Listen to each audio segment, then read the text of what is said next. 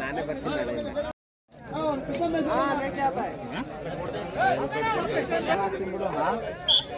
ಈಗ ಅಣ್ಣ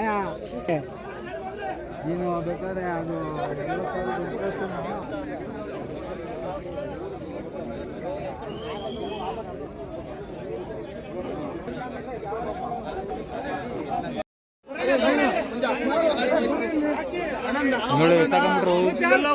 ನಮ್ಮನ್ನ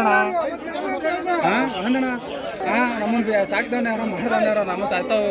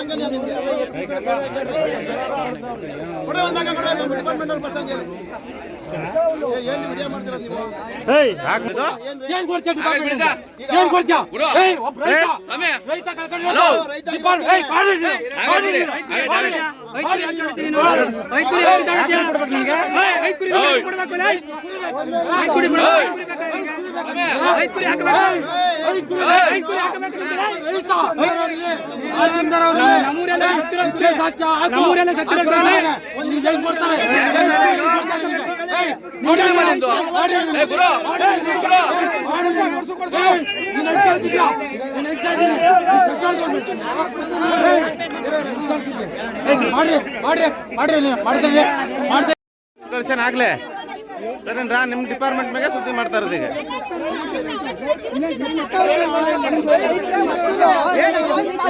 ಇವ್ರು 5 ಕೊಡು 7 ಕೊಡು 2 ಕೊಡು ಅಂತ ತಪ್ಪಲ್ವಾ ನೋಡಿ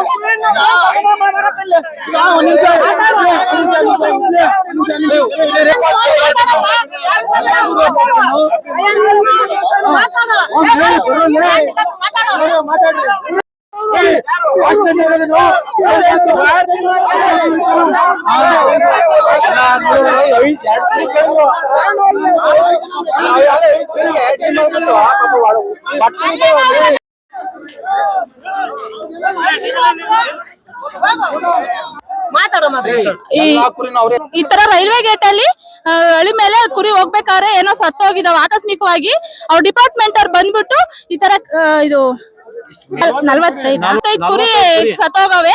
ಬಟ್ ಏನಂದ್ರೆ ಇವ್ರು 45 ಕುರಿಯಾಗಿ ಅವರು ನಮ್ಗೆ 3 ಕುರಿ ಎತ್ತಾಕ್ರಿ 5 ಕುರಿ ಎತ್ತಾಕ್ರಿ ಅಂತ ಅಂದ್ರು. 5 ಕುರಿ ಎತ್ತಾಕ್ರಿ ಅಂತ ಅಂದವ್ರು. ತಿರ್ಗಾ ಮೇಕೆ ಬೇರೆ ಇದ್ವಲ್ಲ ಅವನ್ನ ಎತ್ತಾಕ್ರಿ ಡಿಪಾರ್ಟ್ಮೆಂಟ್ ಗೆ ಅಂತ ಅಂದ್ರು.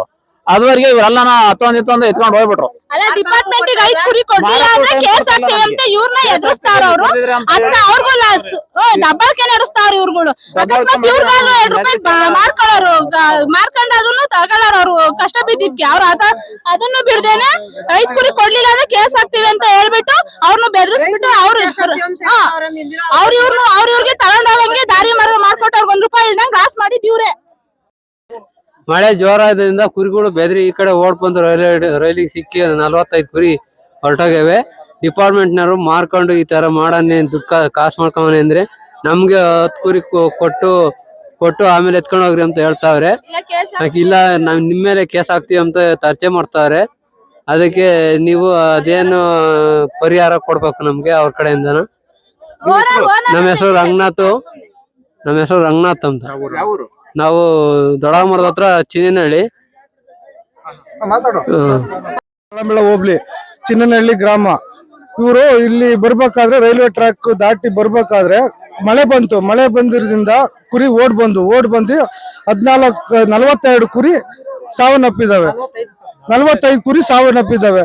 ಈ ರೈಲ್ವೆ ಸಿಬ್ಬಂದಿ ಬಂದು ನಮ್ಗೆ 5 ಕುರಿ ಕೊಡ್ರಿ 10 ಕುರಿ ಕೊಡ್ರಿ ಇಲ್ಲ ಕೇಸ್ ಹಾಕ್ತೀನಿ ಅಂತ ಹೇಳಿ ದೌರ್ಜನ್ಯ ಮಾಡ್ತಾವ್ರೆ, ದಬ್ಬಾಳಿಕೆ ಮಾಡ್ತಾವ್ರೆ. ಇದು ಸರಿನಾ?